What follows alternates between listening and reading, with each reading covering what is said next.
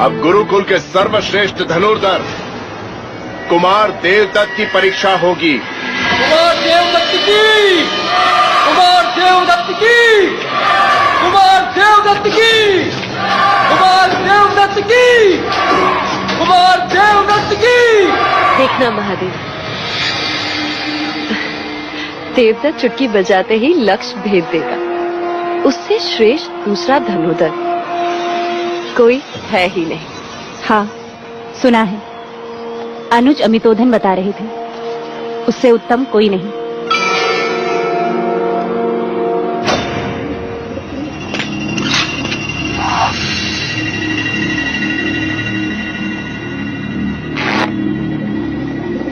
रुक जाइए गुरुदेव।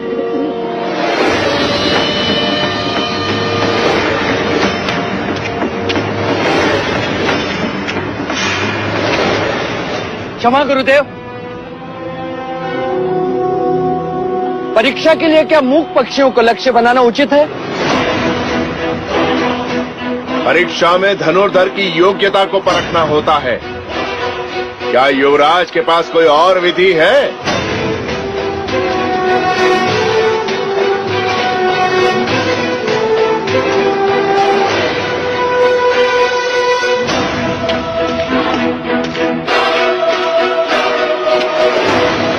लगाइए लक्ष्य स्थल पर। जो जितना केंद्र के निकट होगा उतना ही दूसरों के आगे।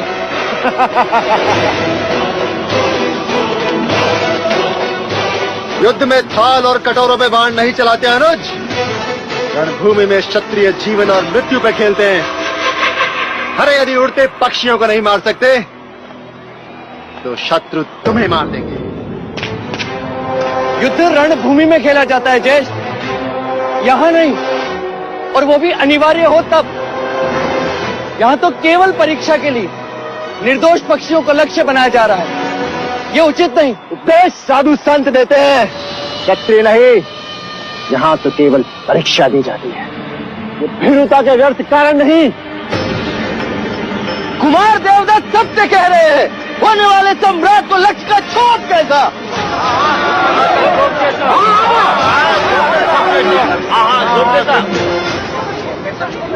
युवराज, वैसे भी आपको शस्त्र विद्या में रुचि नहीं है।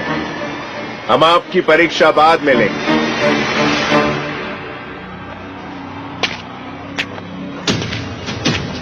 गुरुदेव, आज एक नहीं 2 पक्षी उड़ाइए। मैं दोनों लक्ष्य एक साथ भेजूंगा।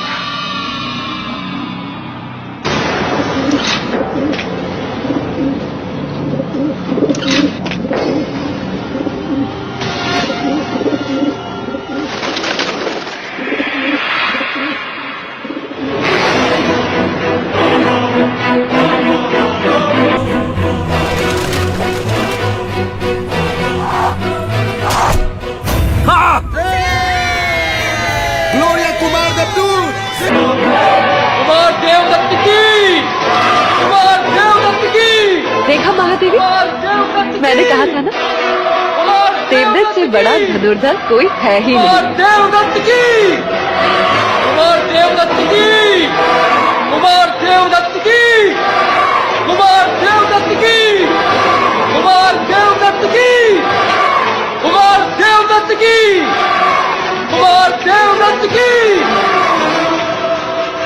जाओ, अब तुम्हारी बारी है।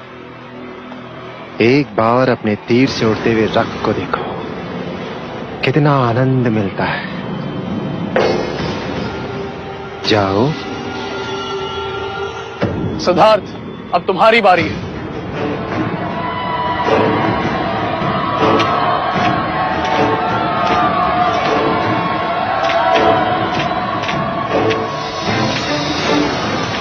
क्षमा करें गुरुदेव, मैं ये परीक्षा नहीं दे सकता।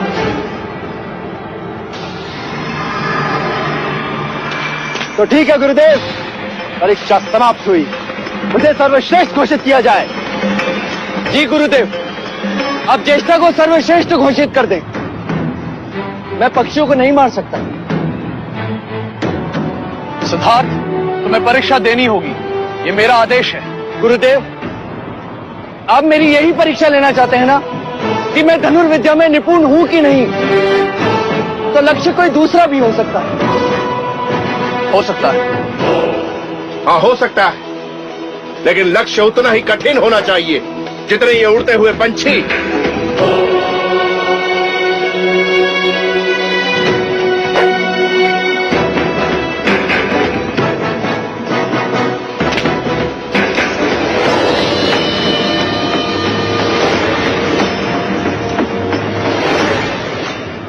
ज्येष्ठ, अब आप इसे अपनी पूरी शक्ति से ऊपर उछालिए, इतना ऊपर उछालिए कि ये मोती बिंदु के रूप में भी ना दिखाई दे।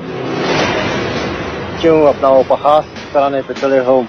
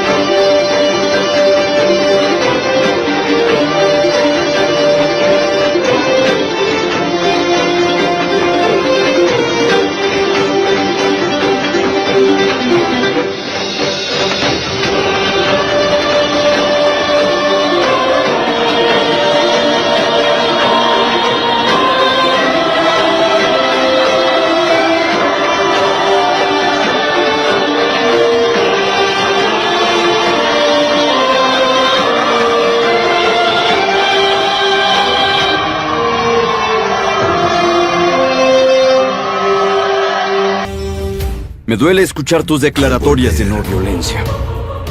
Si no puedes matar a un ave, ¿cómo podrás matar a un adversario? ¿Un humano matando a otro humano? ¿Acaso es correcto eso? ¿Cuándo terminará esa guerra?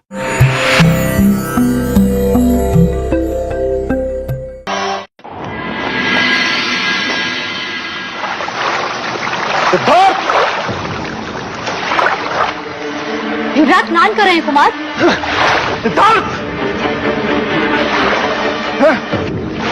अपने आप को श्रेष्ठ घोषित करवाना था तो अहिंसा का ढोंग क्यों किया? सबके समक्ष मुझे क्रूर दिखाने के लिए? अरे चाहते तो मैं भी पक्षियों की जगह तुम्हारे गले के मोती को भेज देता, लेकिन मुझे तो मेरे प्रिय अनुज ने अवसर तक नहीं दिया। इतना बड़ा कपट क्यों? ज्येष्ठ, मैंने तुम्हारे साथ कोई कपट नहीं किया और तुम तो बचपन से जानते हो कि मैं पक्षियों को लक्ष्य बनाने का विरोधी हूँ। हाँ हाँ, तुम तो बड़े अहिंसावादी हो। अरे मत भूलो सिद्धार्थ, प्रत्यक्ष नहीं पर परोक्ष रहकर तुम भी हिंसा करते हो, लोगों की भावनाओं की हत्या करते हो तुम, हत्यारे हो तुम। लेकिन याद रहे सिद्धार्थ, दंड युद्ध में तुम मेरे समक्ष होगे और वहां तुम्हें मुझसे युद्ध करना ही होगा। और ये दंड युद्ध ये सिद्ध करेगा कि कपिलवस्तु के गुरुकुल का सर्वश्रेष्ठ योद्धा कौन है।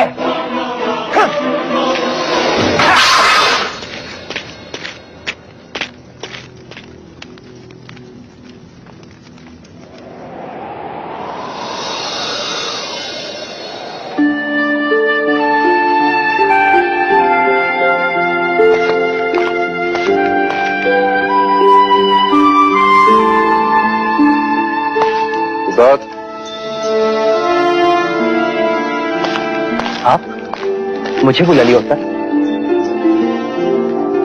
मुझे लगा तुम दंड युद्ध के लिए अभ्यास कर रहे हो, परंतु तुम यहां तो चित्र निकाल रहे हो। ये लाल रंग क्षत्रियों के उंगलियों पर अच्छा लगता है पुत्र, परंतु ये लाल रंग शत्रु के रक्त का होना चाहिए, ना कि चित्रकारी का।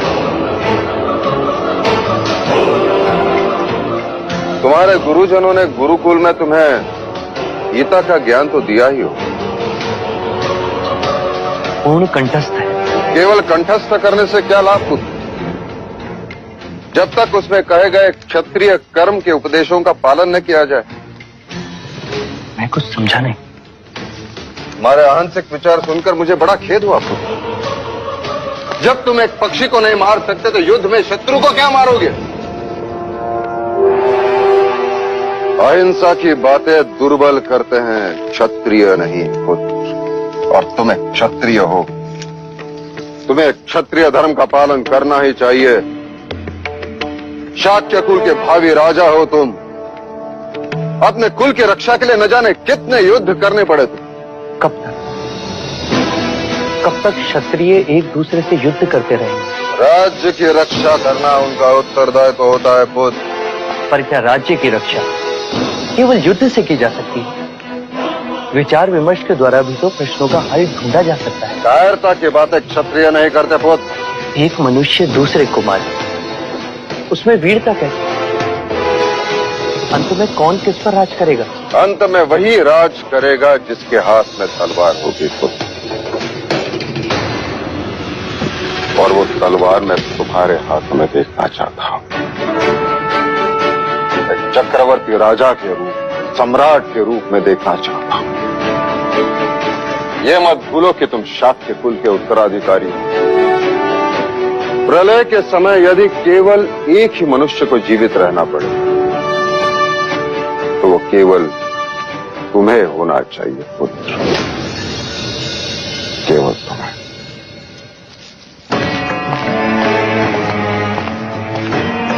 मैं गीता के उपदेश को समझता हूं पिताजी, पर युद्ध के लिए कृष्ण का विराट स्वरूप आज भी मेरे लिए एक प्रश्न है।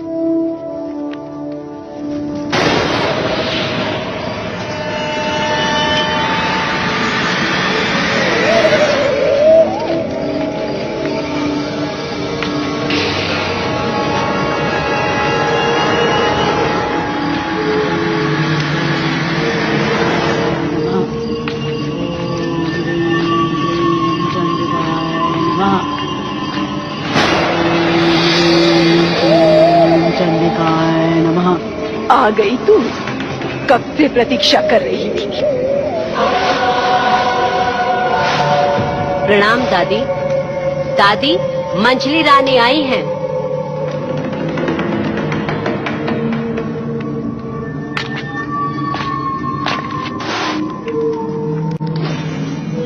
वो मेरा पुत्र। तेरा पुत्र हर समय क्रोध होता है, इसीलिए सब कुछ खोता है। जानती हूँ, इसीलिए यहाँ आई। कल अंतिम दंड युद्ध होगा। मैं चाहती हूँ कि ये कील उठा ले। जिससे भी वो युद्ध करने वाला है उसके दंड में ये कील ठोक देना। वो कभी भी तेरे पुत्र पर प्रहार नहीं कर सकेगा।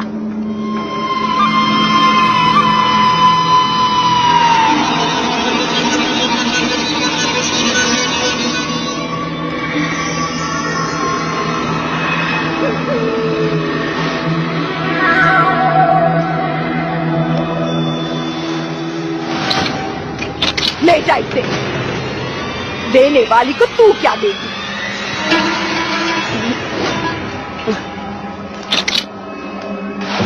दादी, हम चलते हैं।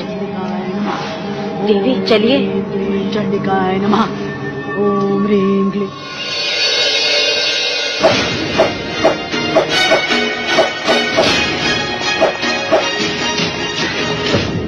देवदत्त,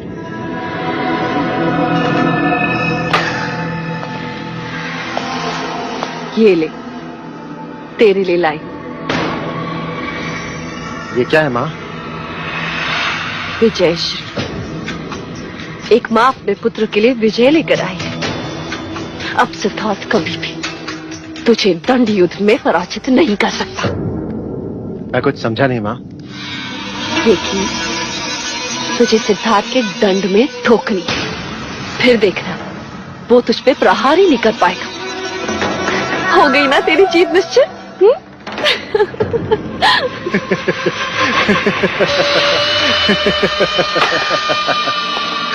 माँ, मुझे जीत याचकों की तरह झोली में नहीं, अपनी मुट्ठी में चाहिए। यदि आप कहें तो ये कील सिद्धार्थ की हथेली में ठोक दूं, यदि कहें तो तलवार से उसका सर उड़ा दूं माँ। लेकिन इस तरह ये टोने टोट के करके मुझे विजय नहीं होना। मैं एक शूरवीर क्षत्रिय हूं, मुझे जीतना है और मैं जीतूंगा। और जीत का महत्व तब होता है जब एक योद्धा अपने शौर्य और वीरता से युद्ध को जीते। लेकिन आप ये नहीं समझेंगे, क्योंकि आपको अपने पुत्र की योग्यता से अधिक विश्वास इस कील पर है।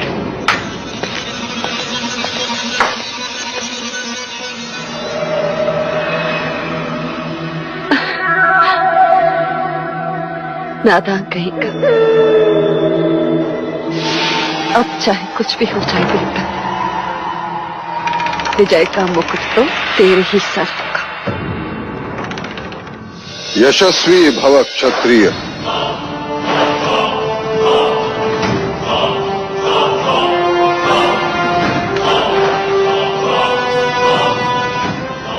मंगला दीदी का भी आशीर्वाद लो पुत्र। अरे मेरा आशीर्वाद तो सदैव तुम्हारे साथ है पुत्र,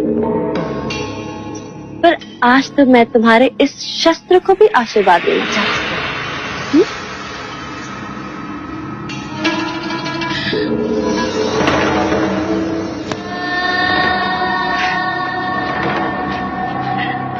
ईश्वर करे तुम्हारे शस्त्र को किसी की अशुभ दृष्टि न।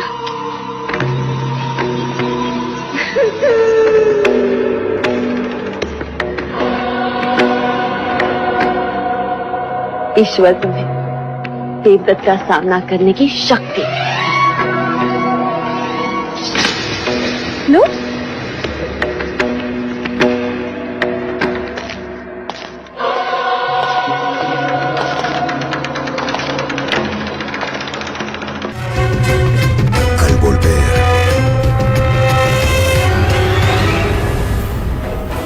Siddhartha, debes aceptar tu derrota, hermano.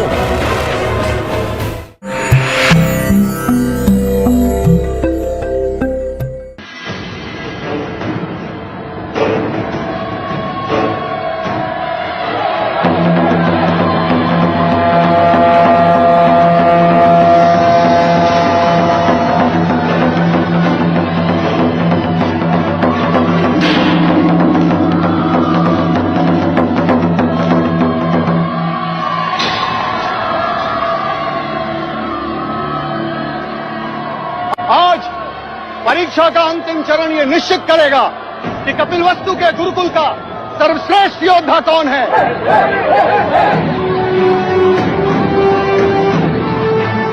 तो परीक्षा के अंतिम दो प्रतिस्पर्धी अपनी दंड विद्या का परिचय देने पधार रहे हैं। राजा द्रोणोदन के सुपुत्र कुमार देवदत्त।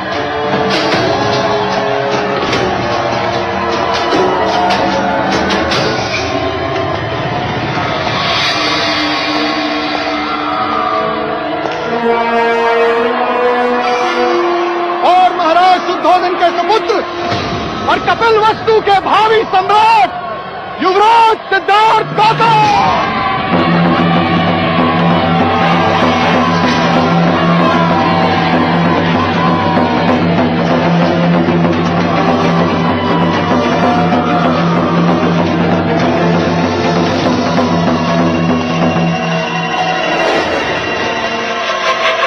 ये लो दंड और कर लो अपनी मंशा पूरी।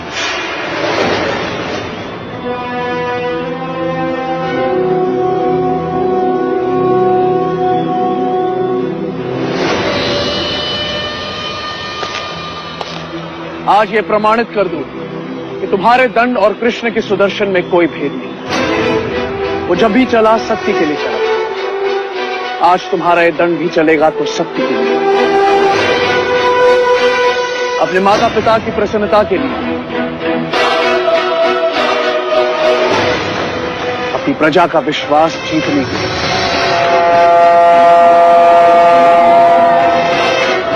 जाओ, विजयी हो।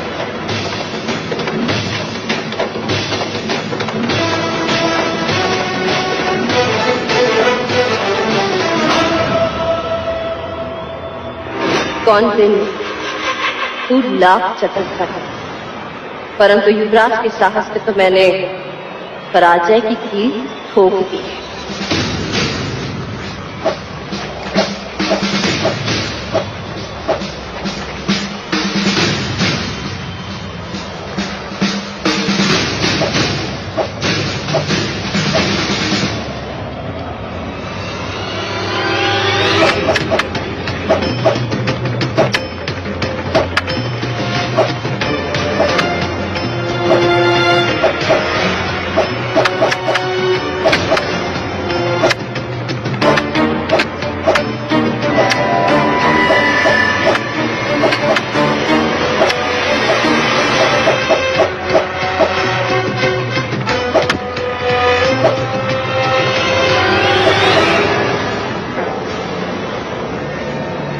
ये तुम्हारे युवराज प्रतिवार क्यों नहीं कर रहे? तुम्हारे युवराज मतलब? युवराज तुम्हारे भी तो हैं। हाँ, मेरे भी तो है।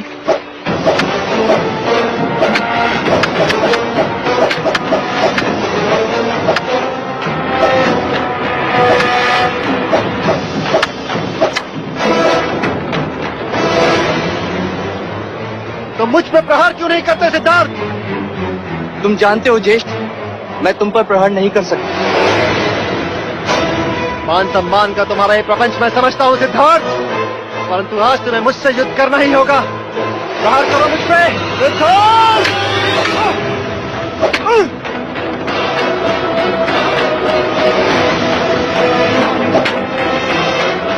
सिद्धार्थ, प्रहार करो या अपनी हार स्वीकार करो।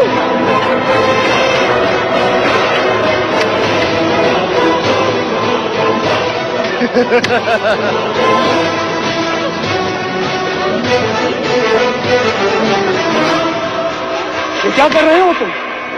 कपिलवस्तु के भावी सम्राट के हाथ कांप रहे हैं गुरुदेव। सिद्धार्थ, मैं ज्येष्ठ पर प्रहार नहीं कर सकता गुरुदेव।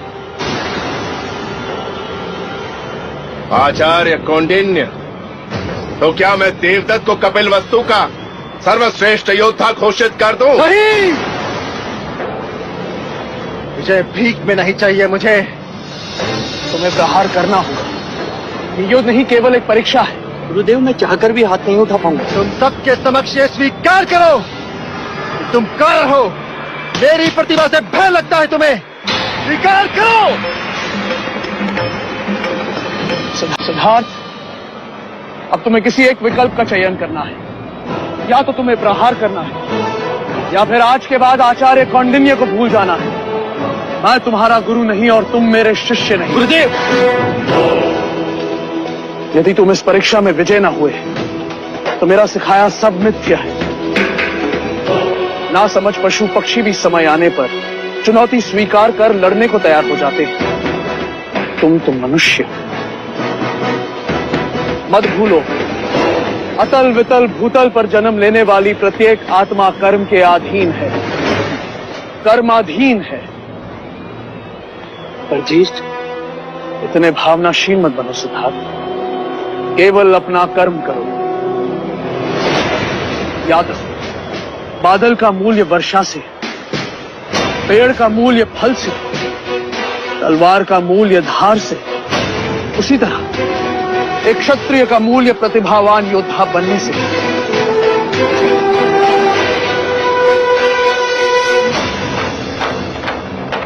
सिद्धार्थ, मैं जा रहा हूं। यदि मुझे रोकना चाहते हो तो युद्ध करो।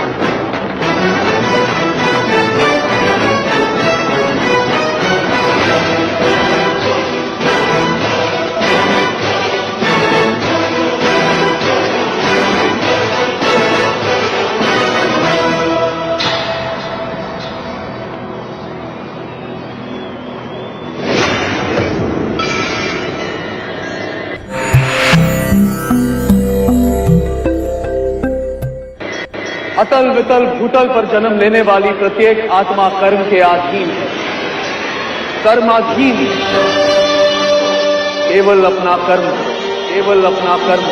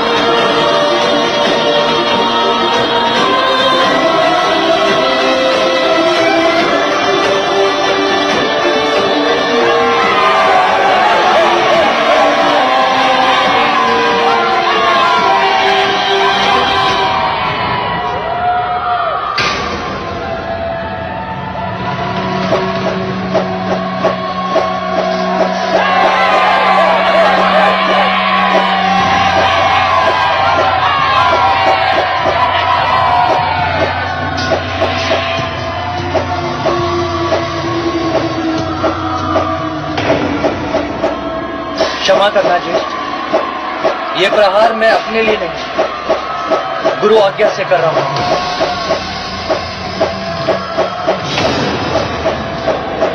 पहला प्रहार गुरु के लिए,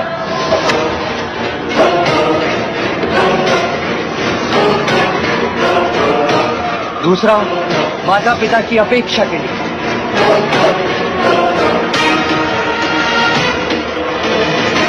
तीसरा प्रजा का विश्वास पाने के लिए,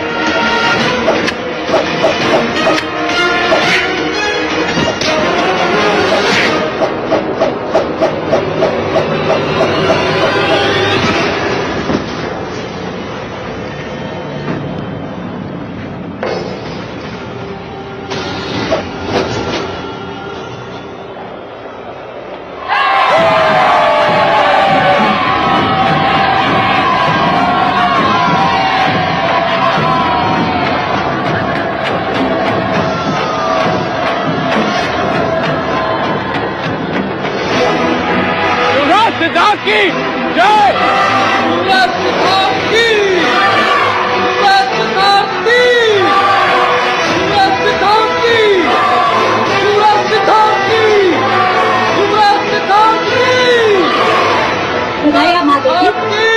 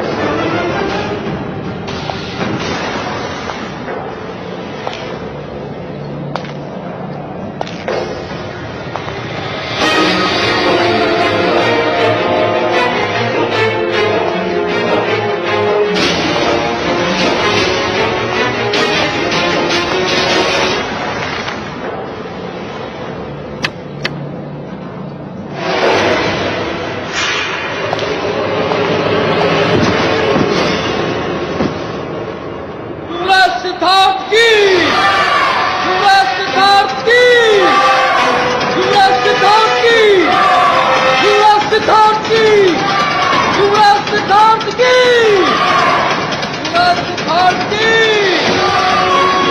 सिद्धार्थ की। बधाइयों महाराज। बताइए सारे कपिल वस्तु को शोभा यात्रा का आयोजन करो। सेनापति। जी महाराज। ऐसा कुछ करो कि शाक्यों के राजकुमारों की कीर्ति मगध और कौशल राज तक पहुंचे।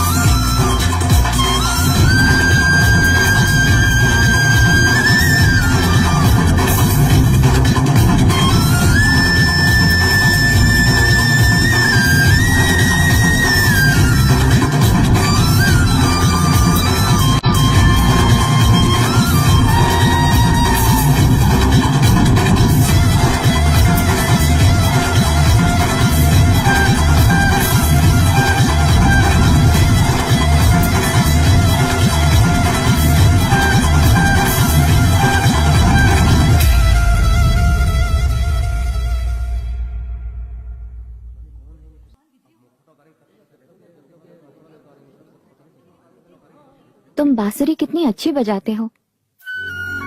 तुम्हारे नृत्य ने प्रेरित किया।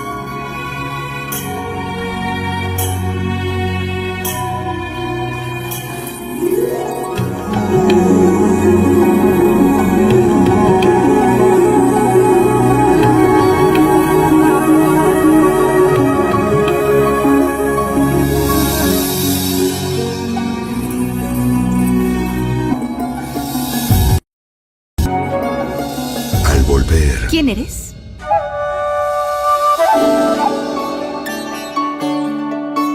Le gustas.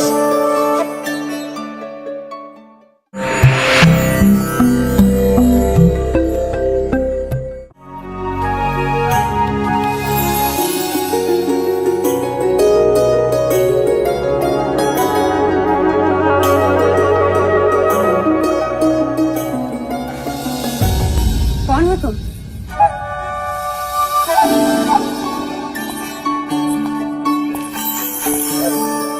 क्या इस प्रश्न के उत्तर में मैं आपसे एक प्रश्न कर सकती हूँ महादेवी? मैं आपको क्या कहकर पुकारूं? मामी या बुआ? यशोधरा, यशोधरा,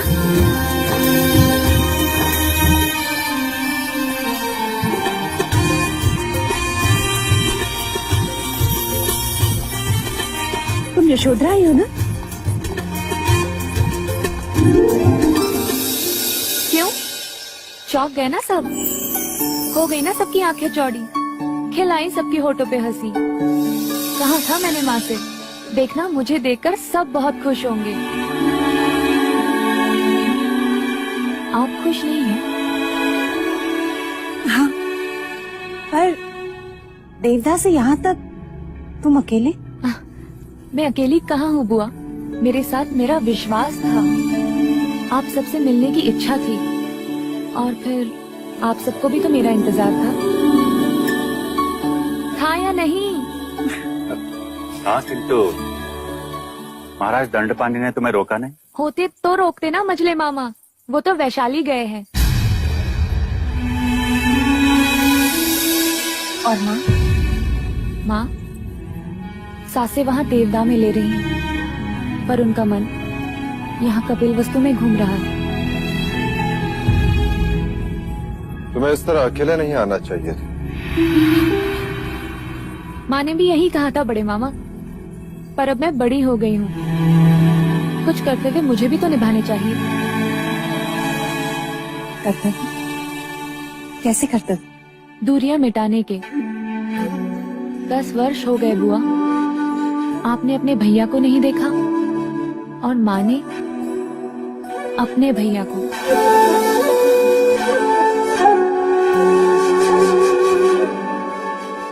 तुम्हारे रूप में मुझे अमिता दिखाई दे रही है और तुम्हारे शब्दों में उसे सुन रही हूँ। मैंने तो कह दिया था माँ से कि मुझे जाने दो, मामा और पिताजी के बीच जो भी अनबन हो, पर मैं बन बन करके संबंध बनाकर ही वापस आऊंगी। परंतु यशोधरा, तुम यहाँ तक आ गई और तुम्हें किसी ने रोका नहीं?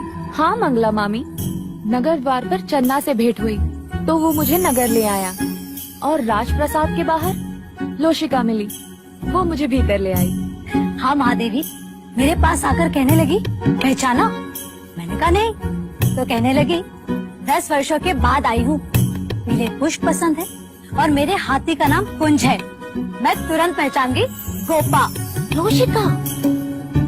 ये मैंने क्या कह दिया? गोपा? हाँ महादेवी, महारानी अमिता इन्हें प्यार से गोपा कहती है, लेकिन ये बात किसी को नहीं पता, लेकिन मैंने सुन ली थी। लोशिका?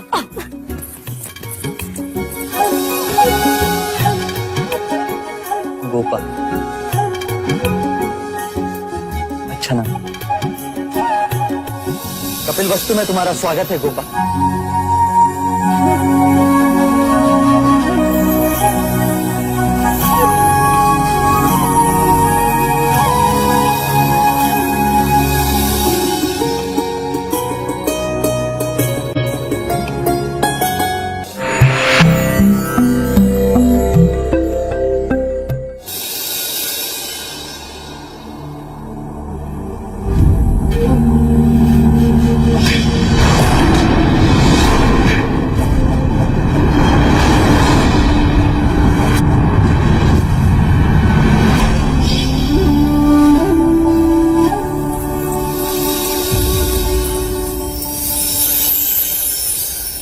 ये अच्छा स्वागत है।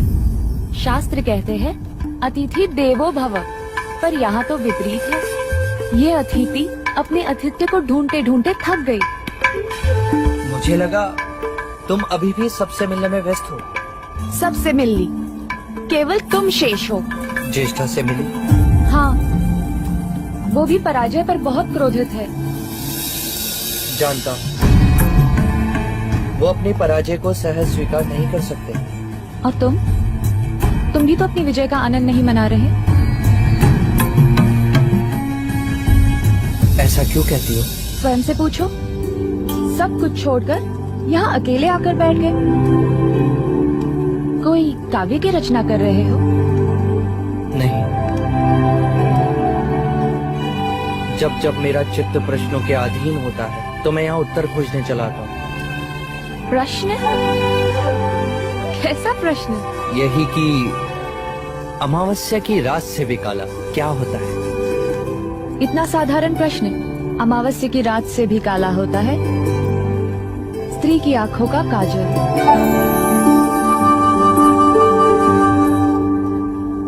देखो,